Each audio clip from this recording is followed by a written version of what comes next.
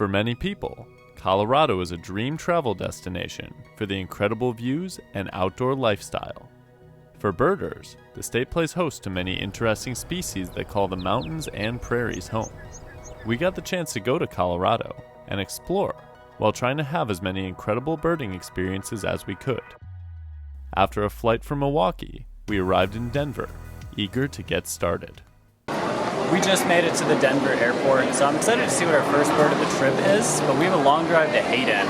I think it's like 3.5 hours away. So we're gonna go get a rental car, maybe we'll see some birds on the way, make some stops, but we're headed a little further west. In the process of picking up a rental car, we found our first birds of the trip. Look how friendly the wildlife is here. House sparrow, and a pigeon. 2 birds. One airport. One airport. Eventually, we started our trek west. We got the rental car and now we are driving through the mountains of Colorado, and it is still raining on us. We're keeping an eye out for birds, but we haven't seen a whole lot. We did get some of those city type of birds, some of the non-native species at the airport and car rental place, but we are looking for our wild Colorado birds now. We still have about 2 hours left to get to the place that we're staying tonight, so we'll see if anything makes itself visible. While driving, we found an interesting lookout point and pulled over. Here, we found some boisterous birds. We stopped to look at some mammals that turned out to be cows, but there's actually a ton of green-tailed towhees making noise in here. So we're gonna see if we can get some media.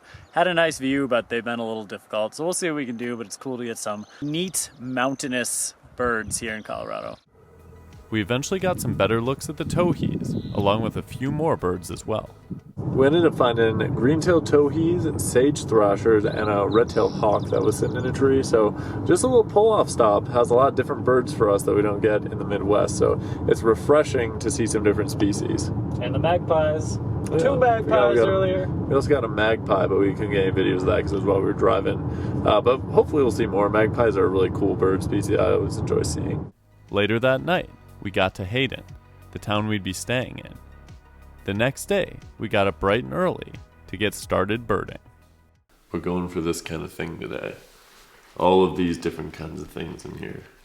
Sage-grouse, dusky grouse, those would be 2 really good lifers to get. Jeremiah just got here because I heard a car door, so we're about to start our Colorado birding adventure. Guiding us around Colorado was our friend Jeremiah. Jeremiah owns and operates Colorado Grouse Tours. He has a lot of experience finding grouse and other Colorado bird species. We began by looking around town, finding some birds at home near farms and in pastures. So right now we're just doing some road cruising, and there were a ton of black-billed magpies, which are always awesome to see.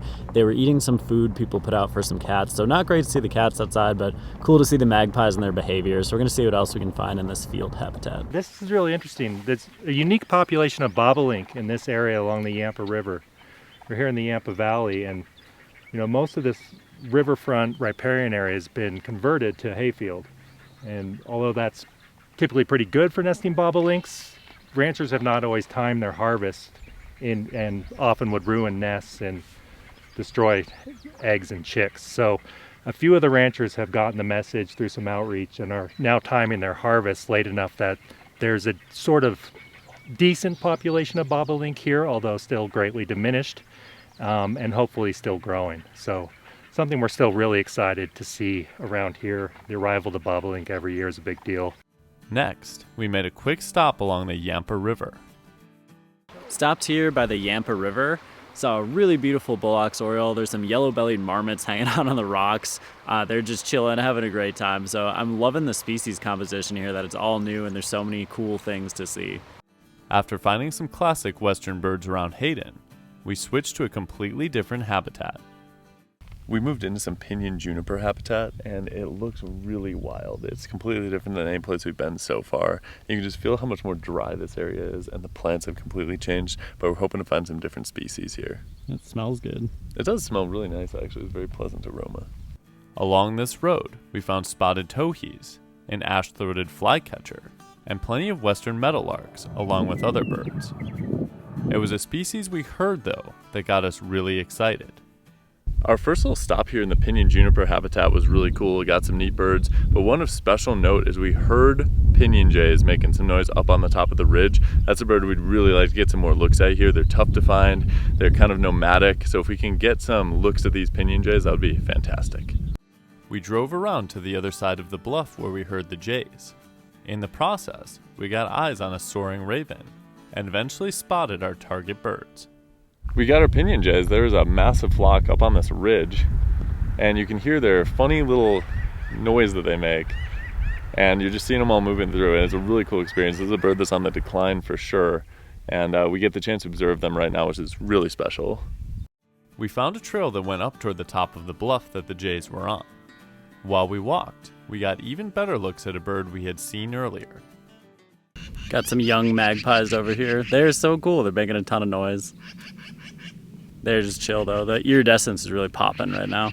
We turned our attention back to the Pinyon Jays, but they were already on the move.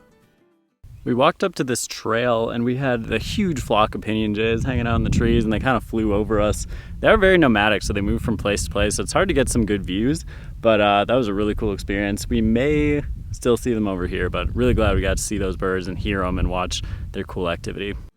We continued on the trail, following the flock of jays, until we happened to catch them at fairly close range, giving us some of the best views we've ever had of the species.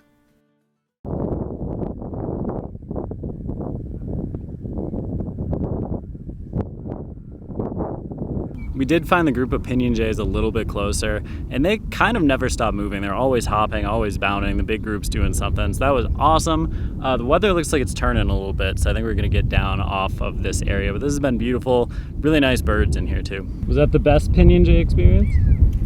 I would say that's my best Colorado Pinyon Jay experience yet, and just in some gorgeous habitat. The wildflower diversity here is incredible. After watching the jays for a while, we got back to the car and drove a road that traversed a different bluff, and ended up giving us a great vantage point to look out over the landscape. Weather's coming in, but look at this view. After checking out the bluff, we moved to an area with a lot of sagebrush and turned our focus to one of the birds we were most excited to see in Colorado, the sage-grouse. So we're now in the good habitat for sage-grouse. We're also looking for burrowing owls. So we're gonna be cruising the road, trying to see if we can pick out one of these birds. Would be a really cool find, but also looking for like prairie dog and anything else out here. With rain still falling, we drove around the dirt roads, spotting different birds sitting up, including horned larks, vesper sparrows, and much more. We also noticed a gorgeous western raptor species. Right behind me in this tree, we have a really nice adult golden eagle. Golden ape, huge size, just staring out over the sagebrush. While we were out of the car, we got a closer look at the sagebrush that dominated the landscape. This is some of the sagebrush that is all over this area that pretty much the habitat is composed of. And if you take it in your hand and smell it, actually smells really, really good. It has a nice spicy scent to it. And you don't do anything with this in terms of food, but you can burn it as kind of a cleansing thing. A lot of people use it for little rituals or kind of incense. So it's really cool to see. It smells really good. And it's all over the place here. After spending more time scouring the sagebrush, we got our first hint that our target bird was in the area. We just spotted a sage-grouse, and it went into the sage, so we're going to see if it'll come out, but there's one in this area. We waited around, hoping to get another glimpse of the grouse, which we eventually did. So we looked for the grouse, and it ended up flying way into the sagebrush. So we both got views of it, but absolutely no media. It made a really loud noise with the wings when it took off, and it is absolutely massive. So you see that tail, like all the feathers in the tail when it took off. So that was really neat. Let's go get some media of this cool bird. While we did get our life for sage-grouse, we were hoping to get a more satisfying experience. A short while later, we happened to find a large group of them right along the roadside.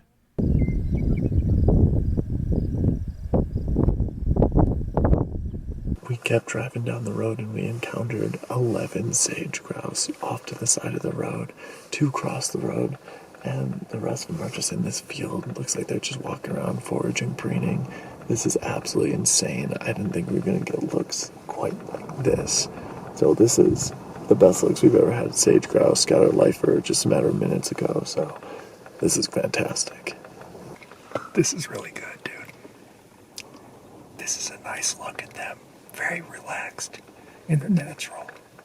You know, not displaying, but just, like you said, preening and feeding and just being relaxed. Sage-grouse, this is really special. Not something I get to see a lot either.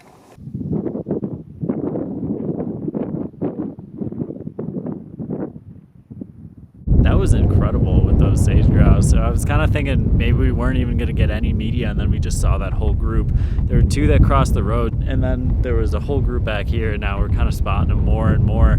So, wow, couldn't ask for much more with those grouse. Top-notch grouse viewing experience right there. I think there was at least 17 of them, and there's probably even more in the brush somewhere that we couldn't see, but it was really cool to see sage-grouse actually not displaying, doing something that's more naturally what they do for the rest of the year, because the pictures and things you usually see are them in the full mating display, so it was really cool to see them more at ease just doing their thing. The group of grouse gave us incredible looks for a long while, allowing us a chance to observe them in their natural habitat. We weren't done seeing sage-grouse in this area though. So we turned the corner to leave, and then there were even more sage-grouse hanging out there. So we got a few extra photos and videos, but it has been so much fun to see these birds, not on their lecking grounds, just kind of behaving like grouse. But once they go into that sage, they just disappear. And if they seem a little spooked, they just stop. So you would have even less of a chance to see them if they kind of think something's up. But yeah, once they go in there, you're just like, was there even anything here in the first place? They're just gone. On our way out of the sagebrush, we had one more extremely close-up encounter with a bird that we had already seen, but nonetheless were quite happy to see again.